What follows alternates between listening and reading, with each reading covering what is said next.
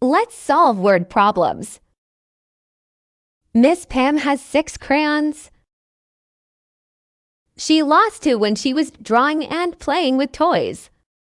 How many crayons does Miss Pam now have? Miss Pam now has 4 crayons.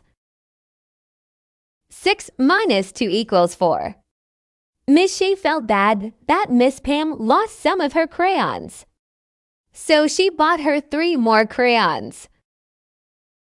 How many crayons does Miss Pam have now? Miss Pam has 7 crayons. 4 plus 3 equals 7. Next time, Miss Pam will clean up her crayons before she plays with her toys. Thanks for watching. Remember to like and subscribe.